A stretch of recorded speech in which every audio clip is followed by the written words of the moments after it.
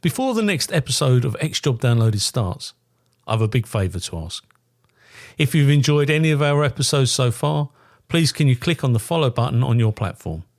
I'm on Apple, Spotify, Google, Amazon and YouTube. It costs nothing to follow, but makes a real difference to me as a podcast producer. Thank you.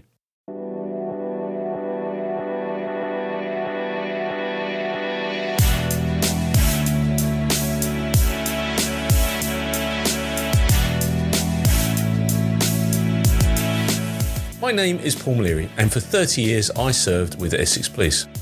During my time I interviewed people for murder, abduction, rape and extortion, plus a variety of other crimes. Now I interview former police and military personnel and anybody else who has an interesting story to tell. Please sit back and listen to X Job Downloaded.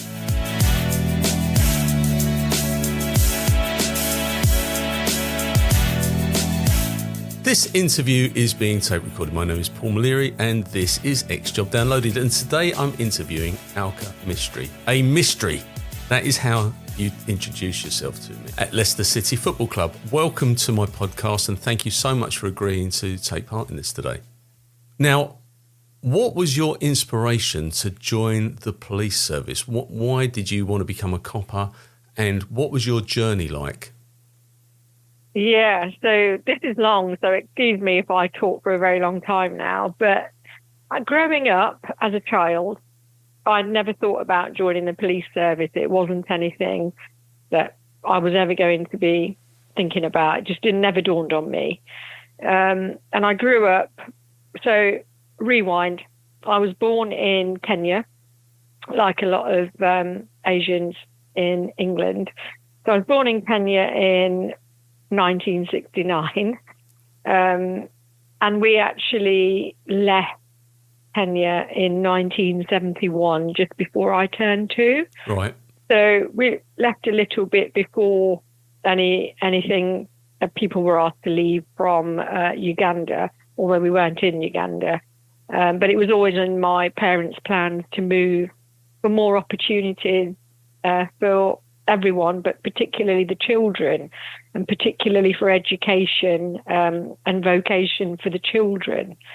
So we came here, and I'm the youngest of 5 siblings. So I have no memory of Kenya whatsoever. I have no memory of arriving in the UK, and I barely have any memory on arrival until I was more grown up in Leicester. So I'm told on arrival, we didn't live in Leicester. We lived in North London. Right. Because that's where a lot of family already lived, and cousins and the like. So we lived there. It's really expensive. My mum had come with 5 kids, no command of the language, and my dad hadn't come across yet. So we quickly moved to Leicester, which is where most of my memories are. And one of my biggest memories growing up, which was in a predominantly Asian area of Leicester, was when I went to primary school, infant school. My teacher was an Indian woman that wore a sari back in the 70s. She was the only person that looked like that in that school. And she actually went on to be a councillor and the Lord Mayor of Leicester, wow, as it happened. Yeah, Manjula Sood. Unfortunately, we sadly lost her over Christmas last year, but she was at my school as my actual teacher. So I've seen her do that. Growing up really quiet, really shy, brought up in a very strict Hindu household. We were 2 girls and 3 boys, which was the siblings, and there was definitely distinct differences and boundaries between us.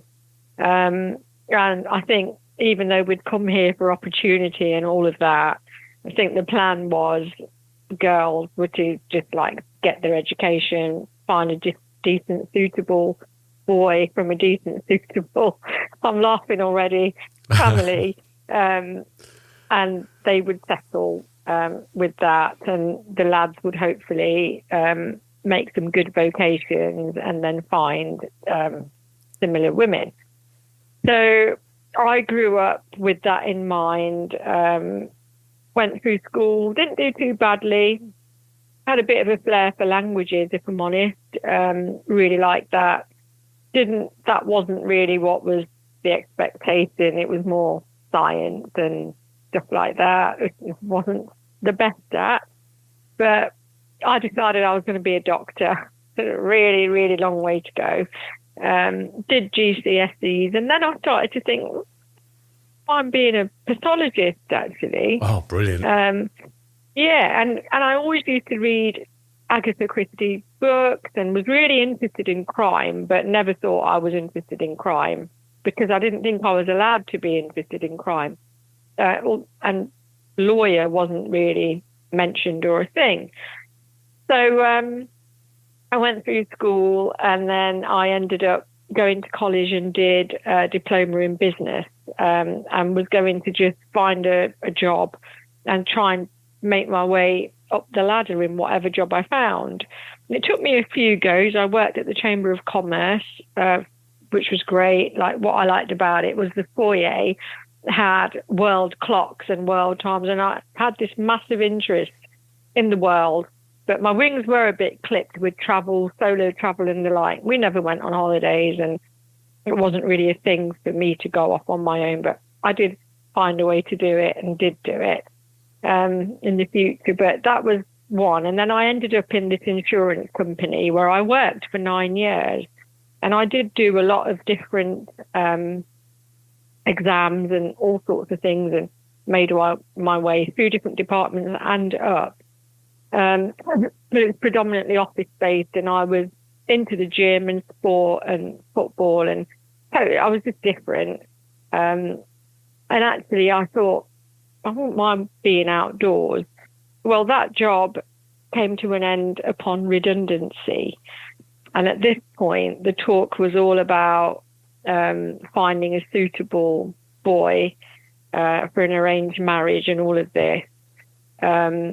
And I ended up getting engaged to someone that I barely knew, didn't want to get engaged to, I didn't think, but went along with it. But as the time got closer, and I think the law was that he lived abroad in a European country. Right. But actually, the closer it got, the more I realised this isn't what I want. I don't know this person. I don't actually overly like them either. And no, this isn't right. So if I want to be brave, now's the time to be brave. So I was extremely brave, and said, nah, I don't want this. Cool. This isn't for me. Yeah. And at that point, my dad never spoke to me again. Oh, I'm sorry. Yeah, not happy at all. All of these things. I ended up going on holiday to India with family, just to get away for a bit, came back, wanted to join. I wanted to work outdoors. And amongst this journey, I had started to volunteer at a women's centre in Leicester as a volunteer. And I was multifaceted, really. I was the treasurer, but I also organised and ran the events and used to compare and have a flair for hospitality, which I really enjoy as well. So I knew I wanted to be somewhere in that type of sector because we used to get women coming in and, we would signpost to agencies and the like because of domestic abuse or different things. So I started to realise that maybe that's what I want to do. So I mooted the idea of joining the police, which went down like a lead balloon. So I'd already upset everyone with the engagement. And then I had another go and said, I want to join the police, all of this. No, that's not doing that. That's not what we do. I could have found lots of suitors for you, this, that, and the other. So that was said to be a no. And at which point I met someone as well while I was going through the process and mooted the idea of him, which was also a no, because he was of a different community to us. I don't like using the word or the system, and I don't believe in it either, but he was a different caste. Yeah. Same religion. But that was also a no, and it ended up in being chucked out of the house. No. So I was like, okay, I may as well join the police then, because my application, I'd been accepted, you know. So I thought, oh, I'm going to make a stance now. It's now or never, you know. I was the youngest of all the 5 siblings, the youngest girl. And I thought, what's the point? Like, nobody listens, nobody supports. Why have I been chucked out of the house? You know, the person that I've chosen is really decent. The job that I've chosen is serving the community.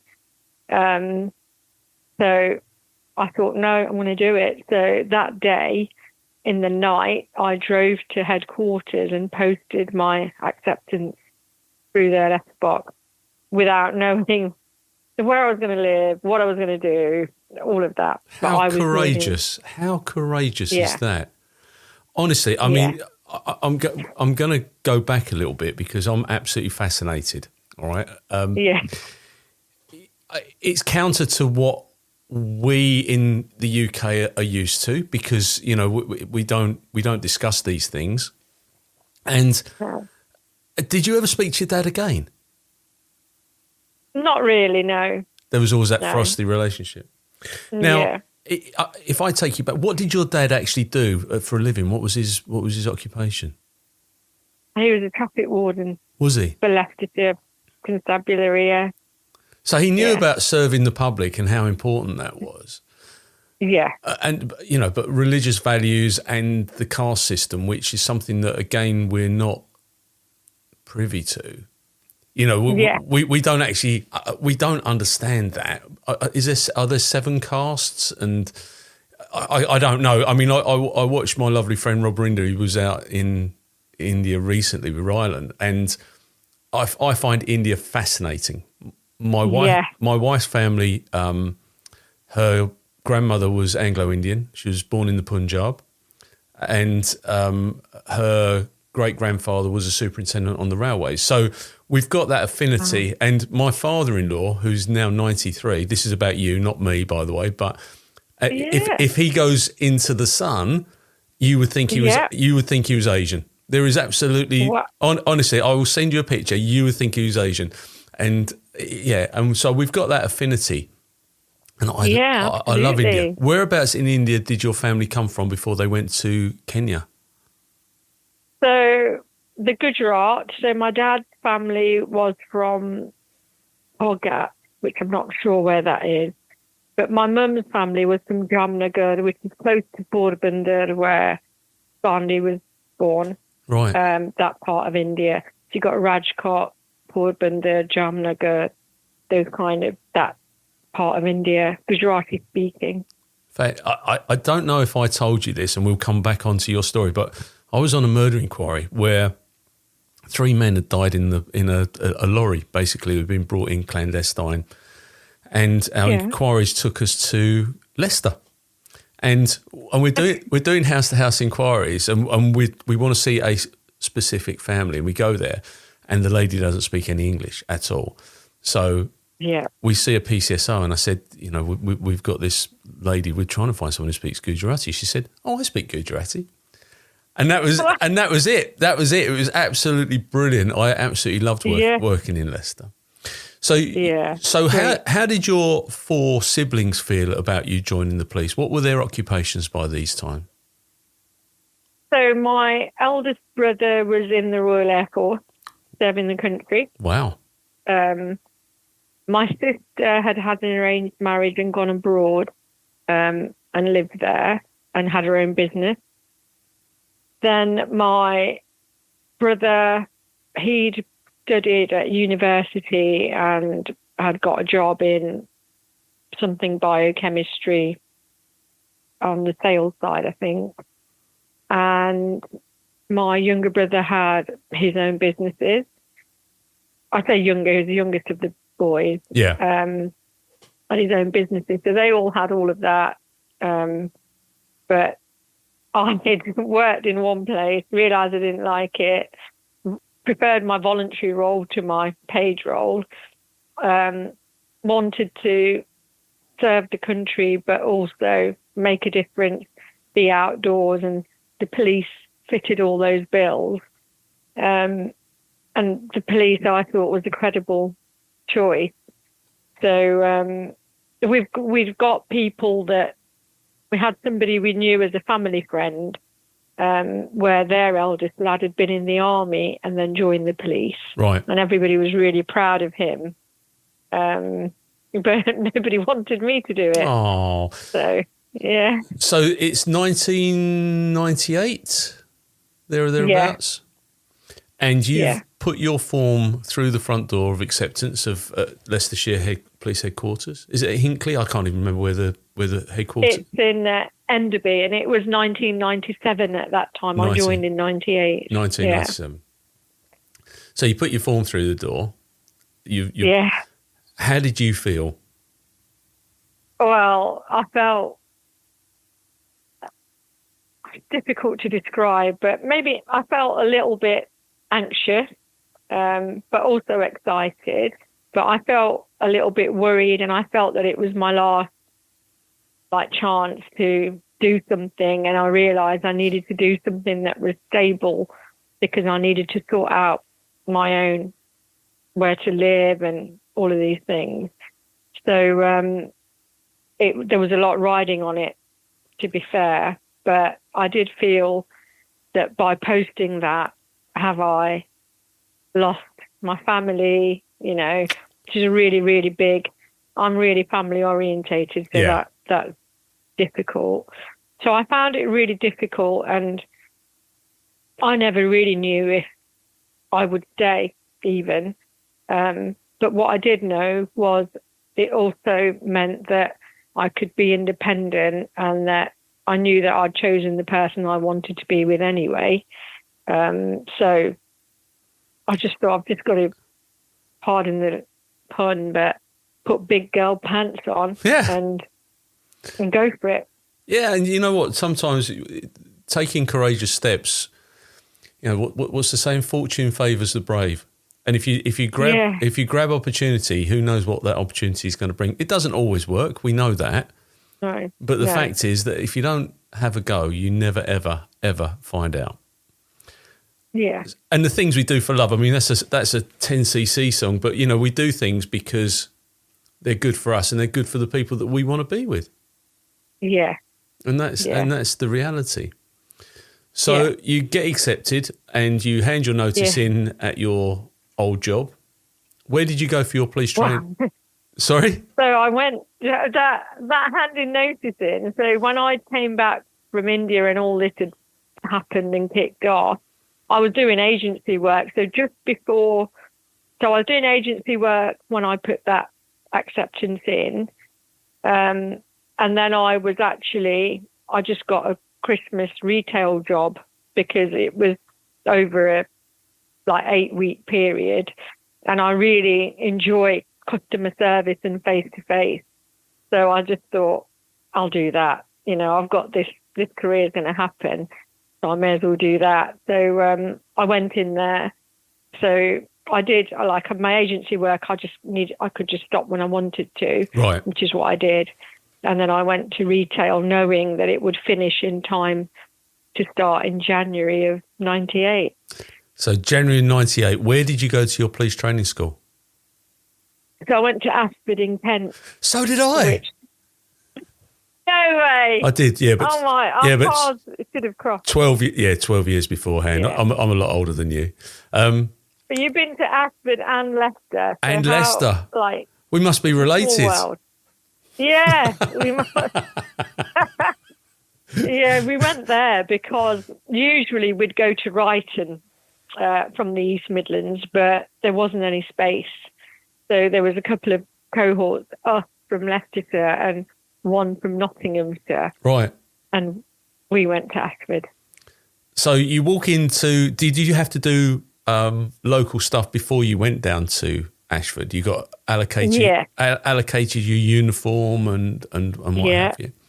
And I know that we discussed it off of here, but of course when I joined, we got allowances. So we got boot allowance, house allowance. The girls got stocking allowance then.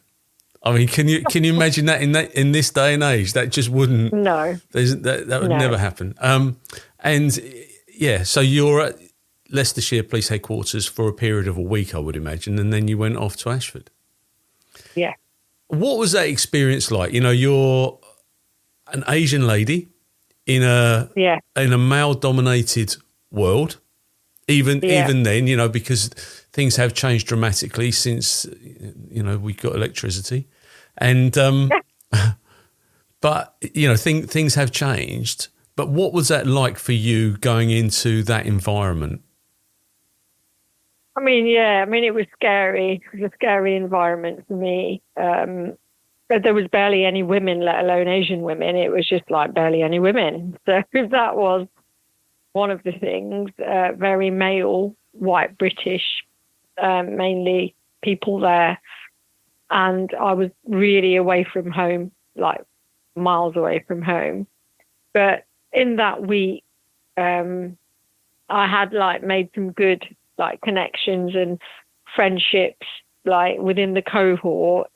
So, you know, it's not long, but you've just got to, like, I'm a people person anyway. And I was very unusual, a bit of a rarity, to be honest, because let alone women, the, you know, Asian and female was really rare, even in 98. Yeah. So, there was a lot of people asked about it and why I wanted to join and stuff like that. And I didn't go into all of this detail, obviously. And I remember that when we went, it was either a World Cup or a Euros year in 98 when we went to Ashford. It was a football World Cup competition year. The World Cup, was it? Yeah. I thought so. And we all used to play, and I used to go out and play, and people were like, "Are you actually for real?" Like, you know, like, where have you come from? Like, bend it like Beckham. That's yeah, absolutely, yeah, exactly. So I'd play football with the lads, because it was the lads that played. Like, none of the other women played. I did fit, you know, but I didn't change myself. To this day, I still don't drink. They couldn't understand that. To this day, I'm vegetarian. I remained like that. That's probably the only decent food down there. The food was dire at Ashford. I've got to tell you. It takes a normal human being 24 hours to turn food into feces, and they could do it in 20 minutes down at Ashford. It was absolutely dire. It was. Sorry, go on. So then we met officers from the Southern Forces and City of London. We met officers from they did the square mile, they told us. So we met them and made friends with the people from Nottingham. And I just knew then that even though it had all been really difficult, this was the right choice. Good for you. So how long were you at Ashford? 15 weeks. So when I did it, you did 10 weeks first, and then you went out on area with your shift and the station you were going to go to with your tutor, and then you came back out again 5 weeks later and did another 5. Right. And then you went back. So you've done all your law courses, you've done all your end of course exam, you've had your dining in night, blah, blah, blah, and you go to Leicester. Yeah. Where do you get posted to for your first posting? So I went to Ashby de la Zoo, which is really rural in the county. Yep. Not in the city. And then Holville, right, which is rural and in the counties. Ashby de la Zoo, what's that famous for? Crisps? Is that where the crisps are made, or? Anyway, it doesn't matter. No, there was a McVitie's factory there. Oh. Biscuits one. But it's not overly famous for anything. Breeden on the Hill, I think, was on the list of horror places. Oh, really? Something spooky places or something. So what was that like? But yeah, I mean, I'd never heard of Ashby or Colville. I grew up in the city, so I'd never heard of it. Didn't know what to expect. And Ashby, very affluent, not diverse whatsoever. Really? But nice people, yeah. And then Colville, not diverse whatsoever, less affluent, less embracing of people that are different.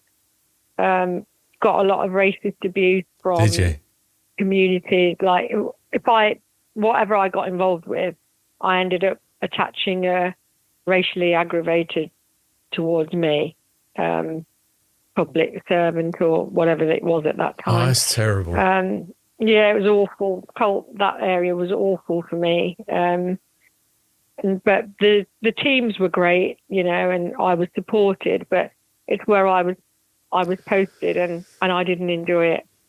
That's a real shame because, you're a lovely lady and I'm not being patronising. You're very engaging and smiley and it's outrageous that people feel that they've got license really to abuse somebody who's trying their hardest to work.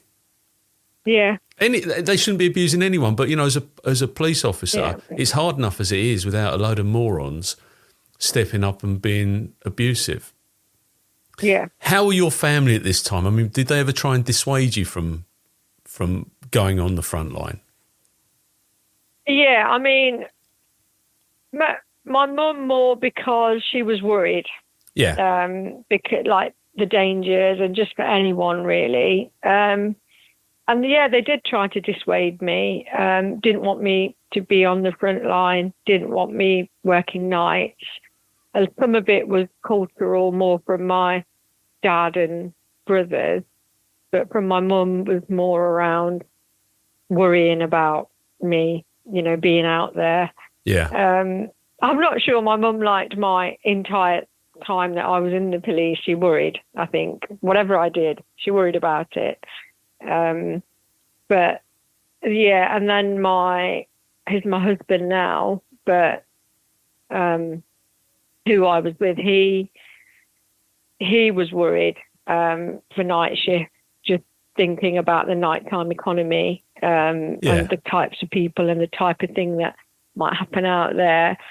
But knew that I was a strong, like I was into my fitness, that I was trained, that I had trustworthy people around me. So very supportive. Do you think the training gave you sufficient power, if you like, for want of a better word, to actually undertake the role? Do you think you got the right training for the role? Yeah, I think to a degree it does, because you understand why and what you can do and what your powers are and kind of how to start and tactical communications and all of those things. But I also think that a lot of it is about application and your own common sense and understanding and reading situations. So I think that's what they look for, isn't it, in your recruitment processes, that yes, we will teach this side of things, but have they got it in them already to understand when to do what, read situations? Will they have the capability to think about the national decision model under pressure and be able to apply it? But I think it did. I think as long as you remain calm, you because you don't just do it once. You've learned it. You've done scenarios. You've done role plays. And at the time when you first start that, you're thinking, "Oh my goodness, not another role play." But actually, when you first go out, you do realise that some of that did stay, and some of it you learn as you progress. And then from experienced crewmates, and you're not out there on your own, you're with a tutor and and a team. So yeah, I think it does, but I think you've got to be the right person. If you're not the right type of person, no training's going to prepare you. No, absolutely right. I believe in meritocracy. I think if you've got the skill set to do something, you should be able to do it. Yeah. What was acceptance like within the police service itself? I mean, we've spoken about the public that you dealt with in your early days, but what was it like within the shifts and within the police culture itself? Yeah. So, I mean, for me, when I worked in the more rural areas, there was less, there was very few people from other backgrounds. But the acceptance was good, like it was that I was embraced. I was treated as one of the team. I never felt like outcast. I never had anything towards me negative. And I think at the beginning I was fine. I did always think I wanted to be in the city. And then I got approached not too long into my service by one of the bosses who was thinking of doing some operation, and he was obviously looking for people from different backgrounds. But it never came to fruition. But then I thought maybe I ought to go on an identified task unit. I did go on one, and I ended up going to Leicester. And that was a lot more diverse demographic and the like there. And then I think when I came to the city, a lot further down in my career, it just wasn't even a thing. It just never came up. And even the communities that I served there were a lot more embracing, and I didn't get all that racism that I used to do in the counties. And then I found that as I progressed and came into my more middle to later years, that's when I think there were a lot more recruitment drives, and that's when you'd sometimes not necessarily aim directly at you, but there would be comments around only getting jobs if you're female, or only getting jobs, because they need to fill those different demographics in. But there was never anything to back that up. And I always knew that all of my jobs were on merit. And I would never want a job that wasn't on merit. And if I ever thought that it was a job not offered on merit, I wouldn't even take it, But I had a good, Leicester's very diverse. Yeah. And then as the years went on and I was more city-based, absolutely no issues. But I'd say towards the end, there was that as more drives came in and more networks were formed, I think that's when sometimes people might think, well, I'm at a disadvantage now. But that's never the case. That's interesting. I mean, I spoke to the head of the Sikh Police Association. Yeah. Who was absolutely brilliant, absolutely superb. And, we had a very honest chat. There are a lot of different groups, aren't there, within the police? You've got every representative group. I suppose for me, from my perspective, and I'm not being controversial, but the Federation are actually the overarching group, and they should be protecting the rights of all the individuals within that. Yeah. So I suppose that's, like I say, I'm not trying to be controversial, but I suppose from my perspective, that's how I see it. I think it's absolutely right that people should be treated fairly and that they should get, what they deserve in life through their skills and their merits. And I think that the Federation, not that I've got a huge amount of time for the Federation at the moment, if I'm honest with you, the way that they've been behaving, but I do believe that the Federation are the all-encompassing part of that. But how do you feel? Yeah. Was there a Hindu police association and a Gujarati police association and so on and so forth? Yeah, when I first joined, there was a Black Police Association, and then slowly others were formed. So there was a Hindu, there was an association of Muslim police officers. And I never joined any of those. Didn't you? I was a bit, the federation should be covering everyone. Why do I need to join anything different? Yeah. So I didn't. But towards the end of my service, I actually joined the Women's Inclusive Network. Cool. And I really enjoyed it. And I think that stems back to right at the beginning of the podcast when I talked about my volunteering with the Women's Centre. I always have an affiliation for I think it's brilliant. Network. No, I do. I absolutely agree. You know, my granddaughter, who's 5 years old, and I've got another one coming next week, I hope. Congratulations. But I believe that she can do anything that she wants to do. And I think that she should be able to do anything that she wants to do. And, agreed. You know, of course there are disparities in strength and, in sport and all that. And, I absolutely, but it doesn't mean that she can't be the top of her game in whatever game she decides to be in. And, whether it be hockey or golf or cricket, whatever she decides to do in her life, why shouldn't she have opportunity? Why shouldn't she be the Prime Minister? Yeah. And I believe that 100% plus. And I'm very passionate about it. You know, my grandsons, they'll have opportunity and good luck to them as well. But that's how it is. Yeah. How did your career path go? What routes did you actually take? Yeah.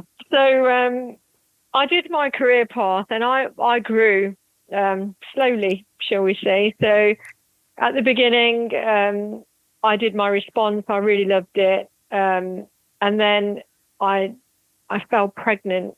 So I joined in 98 and fell pregnant with my first in 2001. Right. So when I was going to have her and come back after maternity, I didn't want to be, I was on an identified task unit and I didn't want to be on, it wouldn't be feasible with a baby. And I never wanted to do a job where I couldn't do it 100%. Yeah. Like I wanted to pick and choose things that I knew I could commit to. So actually they advertised jobs in the youth offending service to be seconded for between 3 and 5 years. So I thought I'll go for that because it's youth work as well. You know, you're 10 to 17-year-olds, your target market. And it's trying to actually not just reform, but try and stop the criminality taking place. Yes. So I went for that and got it. And one, it aligned with my values. And two, it fitted in with my childcare. With nurseries, you have to say what days you don't understand shift patterns. So I did that when I first had her. So when I went back to work in 2002, I went in there and then I stayed in there and had another child in 2004. And then when she became 1 in 2005, I decided I wanted to be back out. But I thought I need to relearn really. So I wanted to go to the city because it was closer to the nursery and close, not too far from home. So it was thinking forward, it would work with one that would go to school soon. So I did go in the city, and actually so many people said, what have you done? Like, I said, actually, I'm a free transfer. I've chosen to come here on a free transfer. Yeah. So I was so glad I did that. I quickly regained all of my skills. You know, I wasn't naive to think I knew it all because you count numbers of years in. I knew I'd had maternity. I knew I'd been in a secondment which wasn't frontline. So I was really honest about all of that. I did my frontline, loved it, became a beat officer in that city area, covered all sorts of areas. Areas grew. And before I knew it, 4 years had gone past. Wow. And I thought, right, I've built my skills now. The youngest was going to go to school in 2009 as well. So what did I want to do? I wanted to be a detective. So I went for it at that point. And I became a detective. I went into the child abuse unit. I did more courses. I developed more skills. I moved on to serious and complex, always learning. I did a stint in counter-corruption, still learning. And then I went on to the regional murder team, did a long amount of time in there. And then I moved out of there into training new recruits and detectives. And then I did a secondment out at Merseyside for the riots following the murders of 3 young children in Southport. Yeah. Yeah. Did those.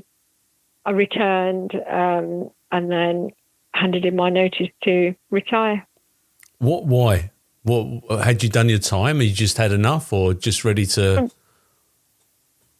Well, this is the thing. So in my head, I'd got a plan when I went into training that when I leave, I will look to do something in sport.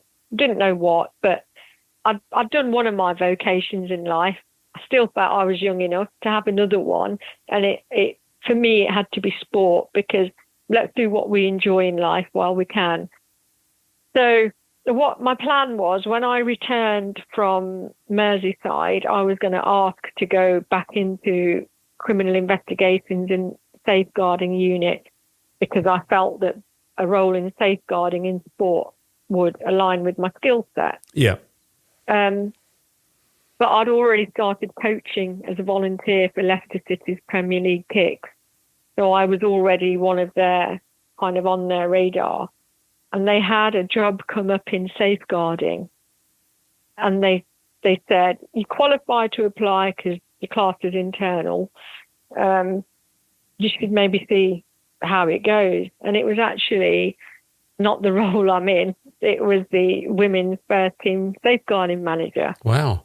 So while I was in Merseyside, I put the application in. I got invited for interview, and I went to the interview, and it was in August, and I still had a long stint still to do in Merseyside. And they said that I'd not been successful in that role, that they had a part-time role on the women's side as a safeguarding officer in the academy. And did I want to consider that? So I could retire because I had turned 55. So I was in a great position because I could retire, but I hadn't planned to retire yet. I was thinking of doing another 5 years and all of that. But I just thought opportunities, I've been brave before. You opportunities, have. Yeah, they don't come often. No. And I knew that being brave pays off. Yeah, because I've done it before. So I just thought, yeah. So actually, my plans all changed, which is why I then returned from Merseyside and put in my notice, accepted the job, and I walked straight into it on a part-time, and then had to find other things because it had all come too soon, like financially hadn't planned. So I became a learning support assistant with an agency in schools, which gave me so much. It was rewarding as well as lifting the skill set, went well with safeguarding, and ended up in their hospitality as well. So I just found my way.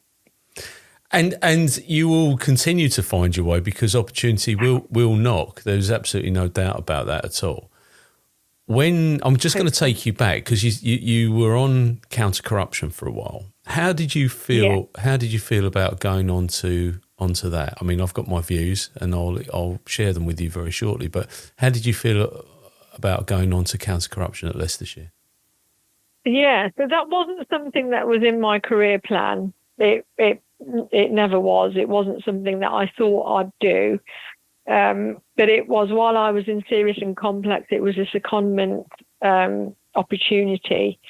And what happened was they'd come in and said they needed someone.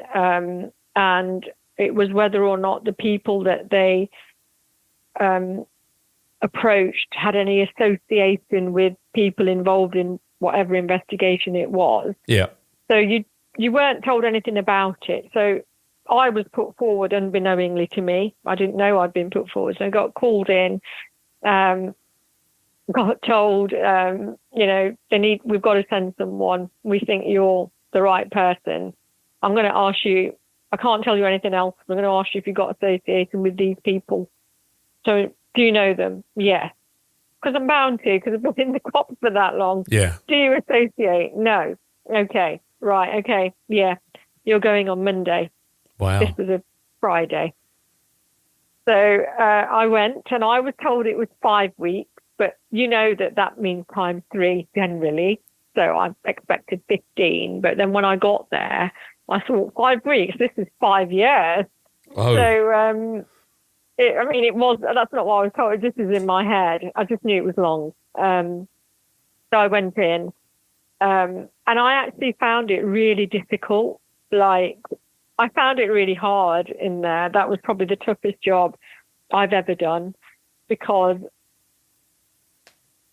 you've got to try to separate that you're dealing with colleagues. You've got to, it's your investigation mindset, you're open-minded.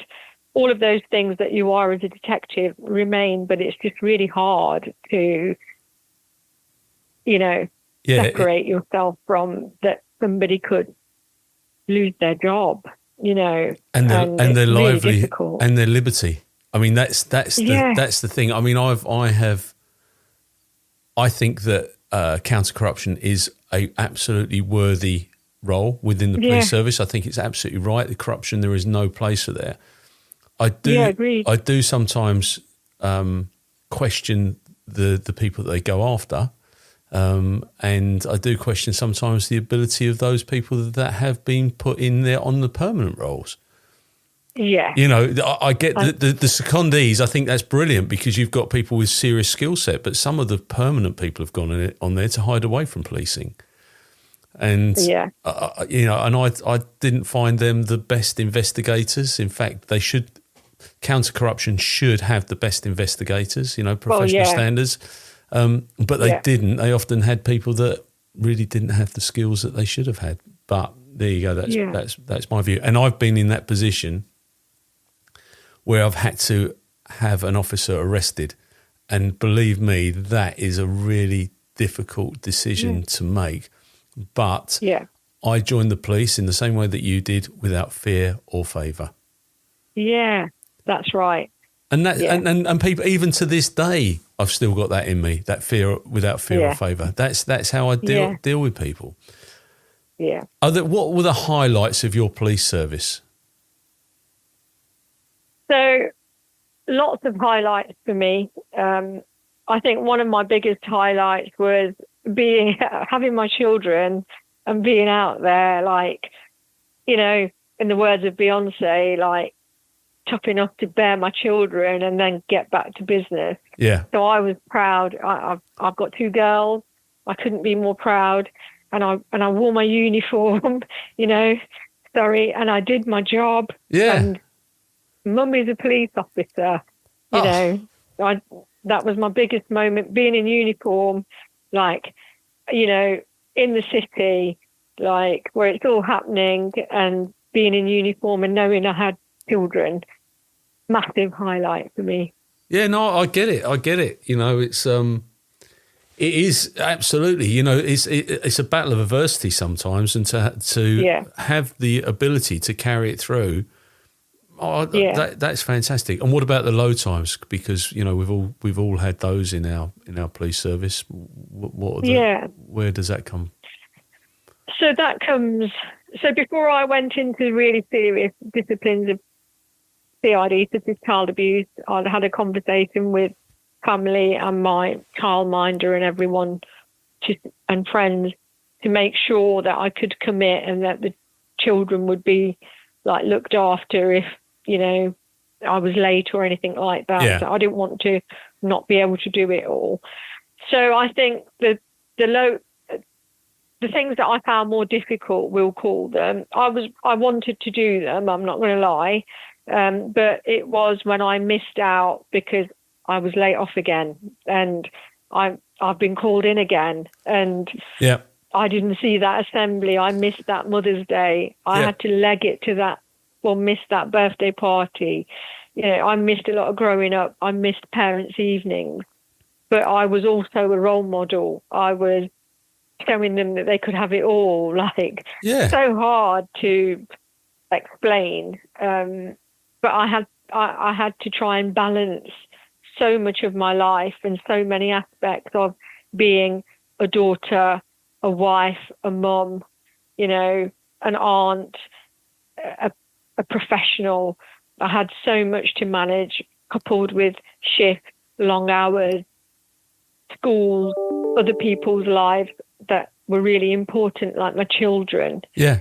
So I think it's got to be, for me, the uncertainty of when you leave out that door, when and if you return, that's the most difficult. And I absolutely agree. I've said this before. My wife was a single mum for many, many weeks. You know, I'd get called out to a job and we'd be gone. And I just took it that's what we did, you know. And selfishly, I suppose, I was having the time of my life travelling around the world, and she's coping with 2 young boys. And, you know, but then the benefits of that is we had stable wages. You know, the kids never went without anything. They had plenty of love. Yeah. They just didn't have us there 24/7. Yeah. If you had your chance to do it all again, would you? Yeah, 100%. Yeah, me too. Yeah. Yeah. Me too. I remember those. Listen, I remember the halcyon days, and I'm sure that you do too, because that's what we remember. And there's down times, but you know what? It's still the best job in the world. It's evolved, it's changed, and I do feel for them, because the job that I joined in '86 wasn't the job that you joined in '98, and the person joining today would, you know, I'm 40 years since I joined, so I mean there'll be people that were, you know, if they're 20 today, I'd already done 20 years, so I find that quite bizarre, and the world does change. I think they're undervalued. I think there's really, really under-resourced. I mean, the police service, when you think about 1998, computers were still in their infancy in a lot of ways. People were using a dial-up on their. Right. You couldn't make a phone call and go on your computer, and you sit there for ages waiting for something to download. Now we've got it all on our phones. You could go to the moon and back on the computer on our phone, which is better than the computer that was on Apollo 13. So, you know, it's all those things. But, I do miss that. I don't miss the politics. I don't miss the arguments with the bosses, but I do miss that.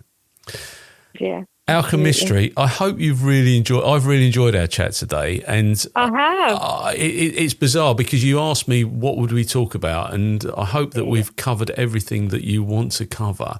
I haven't probed into any jobs that you went into as per your request, because that's absolutely right. Thank you. But before we conclude this interview, and this was a saying that we used back in the day, is there anything you'd like to add, alter, or clarify in relation to the statement that you've made today?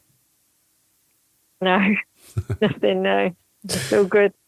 Look, I'm really fascinated by the arranged marriage and the caste system, but we could talk for hours about that. What I will ask though, is that I assume that your daughters will be able to find their own partners in life. Yeah, absolutely. Good for you, girl. Yeah. Listen, thank you. Take care. God bless you and your family. And you. I really wish you well. Okay. Thank you. Take care. Thank you. Mind how you go. Thanks for having me. You're more than welcome. Take care. Bye-bye. Have a great day. Bye. Cheers. Bye-bye. I will. Bye. Bye. Thank you for listening to X Job Downloaded. Your support is absolutely invaluable, so please like, add, and share. If you've enjoyed this podcast, then please look for my other podcasts via my website, which is www.paulmaleary.com. Thank you.